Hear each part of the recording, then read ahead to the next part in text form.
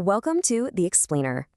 Okay, let's be honest. Does the world of personal finance ever feel a little overwhelming?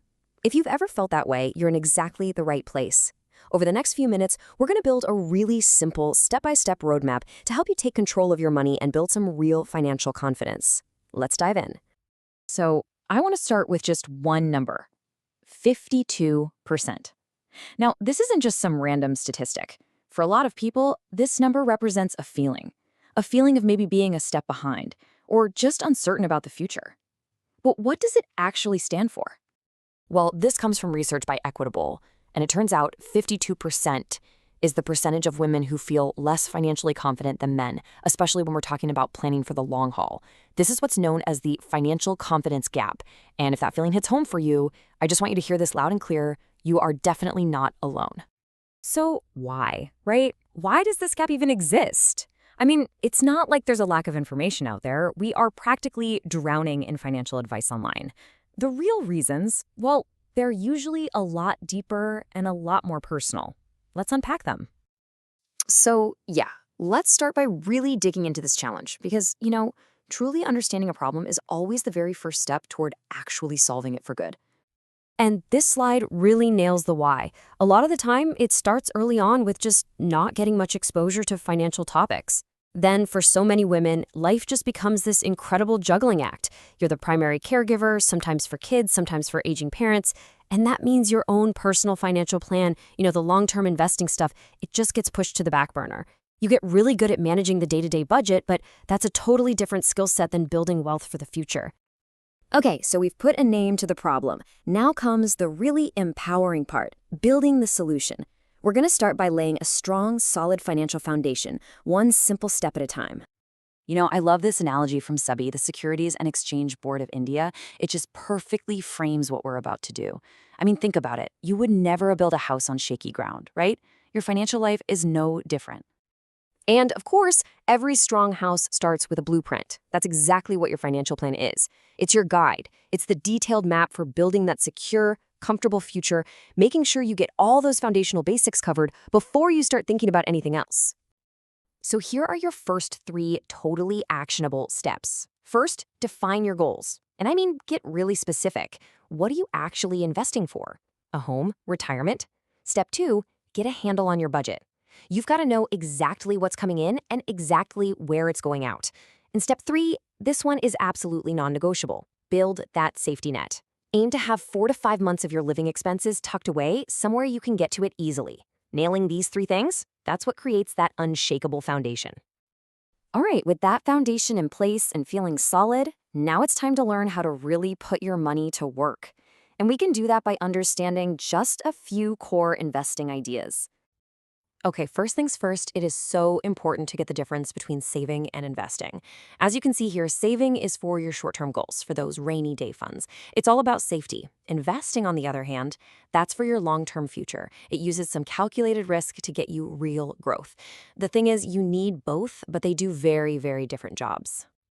Now, let's talk about the single most powerful tool in your entire financial toolkit, compounding. People have called it the 8th wonder of the world. And honestly, for good reason. It's the absolute magic that happens when your earnings start earning money of their own.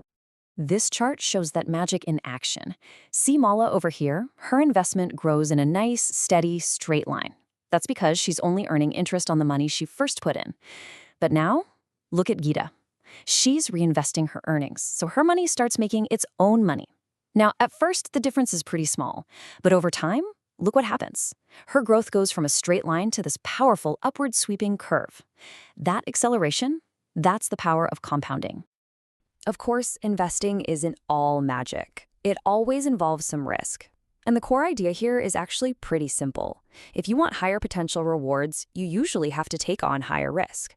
The goal isn't to avoid risk completely. It's to understand it and choose a level that makes sense for your goals and, actually lets you sleep at night. Okay, now we're going to tackle one of the single biggest things that keeps people on the sidelines. All that intimidating financial language. I mean, look at this wall of words.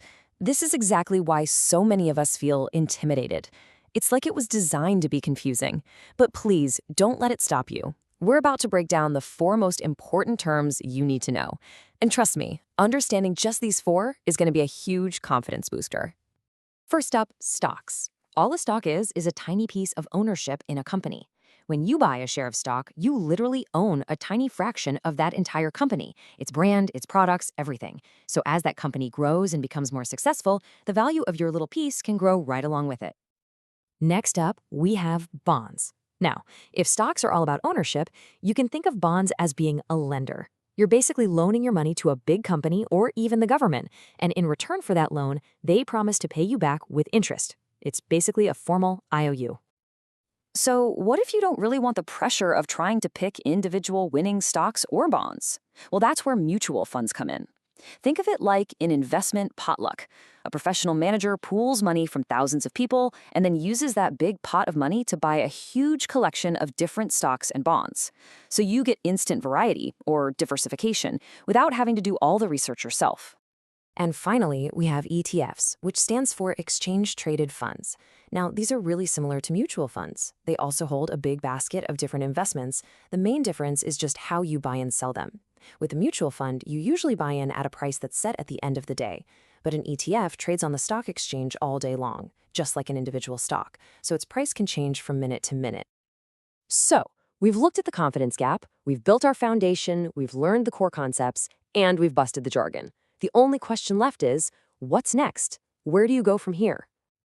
If you take away just one thing from all of this, please let it be this. You do not need a lot of money to start investing. Seriously, the most powerful tool you have isn't a huge pile of cash. It's the habit of making small, consistent contributions over a long period of time. Starting small isn't just okay. It's actually incredibly powerful. Let this powerful thought be your final bit of motivation. Confidence isn't some magical feeling you have to wait for. No, confidence is something you create. It's the result of taking action.